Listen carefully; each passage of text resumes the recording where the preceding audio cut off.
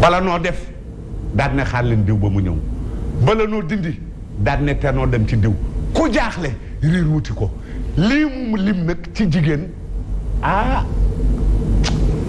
néew na de jigéen mel ni jur lu baax néew na de digaluma ko sama jigéen bokk wala képp kuy déglu góor gi digaluma la loolu Matel Ka depuis Ndukura maa ngi lay nuyu bu baax Matel Ka xale la bu ndaw 13 ans la am nee na ma Ndukura laa dëkk nee na ma papa du ma nelaw suñu école à Rufisque doon may xool ba si yàgg ne ma yow paa bi rek ngay déglu dangaa dem ba màggee lu nu wax rek nga ne paa bi nangam ma di ko topp ba gis profil ba gis mu muuru te 13 ans la am daal di muuru signe bu baax la bu ma gërëm Matel Ka depuis Ndukura maa ngi lay nuyu di la gërëm baax di nuyu sa yaay waaye seet leen nag lii ma leen wax ngeen dellu si wax réew waaw ñaare de am na jigéen ñoo xam ne baxal nañu seen téere yi borom kër. mais papa. seen téere yi borom kër. waaw réewande bi mu wax est-ce que du capricieuse rek. maanaam nee na suy xuloo jigéen juy xuloo. non jigéen bu capricieuse quoi jigéen bu am cas. jigéen bu lakkee astafurlah cas mooy. jigéen bu am flow quoi noonu laa ko mën a expliquer. feeling mooy. kon buy xuloo yow jël. mooy jigéen bu am flow koo xam ne da ngay am flow. am na ñu koy war a liggéey. am cas di ragaju ak yooyu. waaw di def ay affaire daal est-ce que voilà nu muy mel ne ni ñu ñamee noonu. est-ce que bañantu yooyu est-ce que waxul genre boobu. yooyu lay wax. est-ce que waxul boobu. je crois que loolu lay wax. kon lu tax mu naan muñ ko nit ki lu muy muñ ma yaakaar lu neex kenn du ko muñ. waaw mais xam nga yenn saa yi mu ëpp. loolu day neex ba kii. neex ba mujjee ëpp daal. xëy na waaye baax na ba. mag dina toll foo xam ne dañu ne mag lu mun bref baax. yàlla baal ko mag buur la ba fàtte di def yëfu xale sax fekk mag la. ci naka. di reewoon toog di def ñam. non kii jigéen la wax waxu mag. dama la bëgg expliquer rek. waaw fi mu waxee. waaw. dara nekk si waaw dama.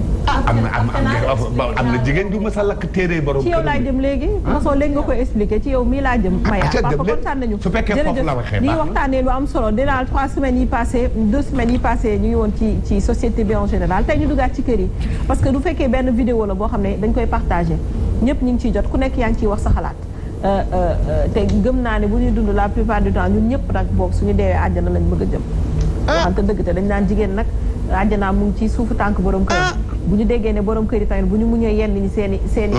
seeni soxna dañuy dem àjjana yoon nañu taxaw ci waxtaanee ko ba beneen ñu jéem a xëcc yaa Seyda bii di ñëw ndax su ma ko andee woon tey dañuy tënk bii di ñëw ma andi ko rek ñu waxtaanee ko ñëwal par rapport ak vidéo man de maa ngi Papa ni nga ko comprendre ak man ni ma ko comprendre bokkul parce que interprétation nag mën na bari mais ci sama gis-gis bu gàtt dama jàpp ni ay caprice lay wax mais pas ay caprice mooy réewande gi du réew bu désagréable c'est-à-dire que pour man sama xalaat lay wax toujours y a deux façons de mu ne suy xuloo xaaral rek y a deux façons de réew dëngal musoo di yëngal day dëngal dégg nga de mu nee na suy xuloo xam nga xuloo fu mu am jàmm amatu fa am déet pros waaw y a deux façons de réew am na réew bu naqari boo xam ni c'est insupportable réewande boobu man je me dis que sax xamati la lay nduroon mais am na réewande bu neex papa boo xam ne des fois dañ koy soxla ci biir sëy da nga koy soxla waaw des fois ay caprice la maa ngi ñëw ay caprice la dafay mel ni par exemple ay xeetu jonge la rek day mel ni nga jël sa jëkkër loolu kay amul muñ maa ngi ñëw day mel ni papa nga jël sa jëkkër rek na ko bébé wokkal ma fii sama loxo bi dafay xasan wokkal ma wala nga maa ngi ñëw papa maa ngi ñëw déglu ma rek soo ma dégloo rek ma expliquer la rek mu leer nga jékki-jékki rek ni sa jëkkër kaay diwul ma sama digg ginnaaw bi toog di benn 23h xam nga ni jaaykat yi par exemple ne waa ji déglu ma rek nga ne ko bébé tey buy laa bëgg à 23h xam nga yooyu ay xeetu caprice la ay nga war a wëri buy bi loolu du dara mi ngi noonu nag c'est-à-dire que ay xeetu neex-neex la yoo xam ne dañ koy dund ci biir sëy loolu ça pimente un peu day mel ni xaaral ma ñëw day mel ni par exemple ceebu jën am na deux façons de ceebu jën am na ceebu jën bu basique boo xam ne écoute jën la ceeb légume machin mais am na ceebu jën boo xam ne am na ceeb am na jën am na suul am na bëjëk am na ñeex am na xooñ xam nga ñaari ceebu jën yooyu bokkul disons ku réew ki mën noo ñëw ni ceebu jën bu mujj bi la bi nga xam ne am na yooyu yëpp mais beneen bi mooy ceebu jën basique bi écoute 1 plus 1 égale 2 le mariage c'est pas 1 plus 1 égale 2 le mariage c'est pas non yow sa entendement baax man dama wax rek sama li ma ko xalaatee dama wax ni ma ko xalaatee le mariage du 1 plus 1 égale 2 du on n'a pas besoin d'être sérieux à 100% des fois on a envie de se lâcher de nga foog sa borom kër lépp ci dans le respect pas réew bu négatif bi mais réew bu neex jékki-jékki ne ko à 23h ne ko par exemple bébé man buy laa bëgg kaa ñu wëri ci ko jékki-jékki naan ko ay ëffal ma tu vois toog ba minuit 2h du matin ëffal ma sama loxo bi wala nga wokkal ma nga mu woo ko nga ni ko wokk bi neexul na gën a neex xam nga yooyu ay xeetu réewande la mais yu neex papa non lakkul dara dalu la xoolal xasanul sax de xasanul de bàyyi la ñu dégg demal xasanul de mais yow tu as juste envie de faire des caprices tu lui dis bébé ëffal ma wala wokkal ma genre juste mu wokk su wokkee nga ni sa loxo bi su wokkee nga ni ko du foofu fii la mu wokk foofu nga ni ko non fii la wala ni nga koy wookee neexul c'est juste pour dire que ay petits caprices la yu neex yoo xam ni papa yooyu dafa non ah yow li wax ngay waxoo ko ay bàyyi kii wax li mu war a wax ay di waxee mo sa mas waxee nga wax li nga bëgg a wax mais ndok naa waxal ma ak ëffal ma sonn ñun man loolu kay am ni kay daf ci am lu ne da ci am ni kay ay caprice la papa yoo xam ni s'il te plaît ben ngir yàlla demal d'accord donc pour ne pas mës naa ko fi wax mariage Sénégal dafa manqué benn dose de neex-neex mës naa ko fi wax papa nga yuuxu effectivement yii ñooy dose de neex-neex yi ay salañ yu ndaw yoo xam ne genre da nga koy def ci biir kër gi sa jëkkër tu fais tellement de folie dans la maison tu lui fais tellement des choses yoo xam ne soo génnee da lay namm wala moom su demee liggéeyi ji dafay yàkkamti ñëwaat y a même des hommes yoo xam dañuy vanté wu naan man sama jabar dafa réew mais kooku xam nga ko de façon désagréable mais ça veut dire que mi ngi dund lu neex ci biir kër gi jabar bi di def ay caprices yu ndaw yu neex yoo xam ne imagine nga tëdd ba xaaju guddi nga jóg sa jëkkër defee ni par exemple dangaa am insomnie wala da nga feebar nga ne ko bébé kaay ñu foo xam nga loolu dara nekku ci kaay ñu foo ngeen foo ci xaaju guddi pourquoi pas xam nga ay caprices yu neex la yoo xam ne écoute tu peux faire ça chez toi avec ton mari ay réewande yu neex yoo xam ne Safia écoute ça change un peu de la routine donc soyons moins sérieux c'est-à-dire que ay ñoom papa dañuy yaakaar ni sa borom kër allégé sa borom kër su ngeen di foo di kaf di ree rek kooku mi ngi ñàkk fayda yow yaa ngi koy tuutal non da ngay indi benn harmonie bu neex am na parents yoo xam ne am nañ seen i ay sët dañuy foog seen i ay soxna yi nga xam ne am nañ seen i sët ba léegi tu vois des grands parents yoo xam ne ba léegi dañuy ànd bras dessus bras dessous di doxantu di naani ko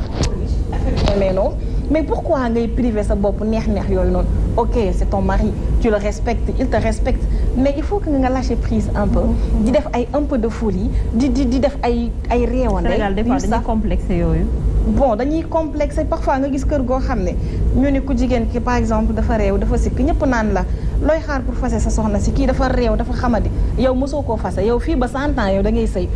sëy ak moom ndaxte soo duggee ci biir néeg bi am na yu réewande yu neex pas réewande désagréable réewande yu neex yu mu lay def yoo xam ne dalaa neex mais neexul ñi ci biti bi comprendre lu ni loolu la nit ñi di wax effectivement c'est-à-dire que en quelque sorte il faut pas juger parfois les gens par rapport ak seeni ay agissements d'accord am na agissement yoo xam ne c'est pas bien réewande yoo xam ne ay vulgarité ay saaga ay di xoqatal sa borom kër di ko tuutal ci ay biir nit wala ngay def agissement yoo xam ne ku ko gis xeeb ko waxuma boobu mais ay caprices laa koy tuddee et des caprices yoo xam ne dafa neex papa dafa bokk ci sëy wax naa la ko sànq yow ban ñaari ceebu jën bu la gënal ceebu jën boo xam ne jën la rek ak ceebu jën boo xam ne dafa am ñoom bëjëg ak ñoom roof ak ñoom daqaar ak ñoom lépp ban moo la gënal papa wax dëgg yàlla aw ñam day am ndawal dëgg la donc caprice yaa ngi noonu dañ koo taamu ci sëy waaw mais kay li mu wax ne muñ kay ma léegi te nga muñ ko te yàlla tax mu ne nga muñ ko peut-être que c'est une façon de parler c'est sama interprétation toujours laay wax mën naa am aussi dama sa jabar di caprice ba ne tey moom wax dëgg yàlla du ma mën a togg du ma mën a togg franchement rek la quoi franchement j'ai envie qu'on aille au resto mënuma togg wala aujourd'hui maak yow ñooy togg ensemble te du ma togg ceeb tey nen la am envie togg par exemple xam nga loolu ay caprice la papa des œufs brouillés loolu xam nga ne ab sëriñ mënoo ko def ab sëriñ ña ngay mënee ab sëriñ donc omelette nga nekk soxnaam nga naa ko ñëwal takk tablier nu gi ab sëriñ sëriñ xam nga non ngeen di fo genre yow ngay jëkkër la yow ngay togg moom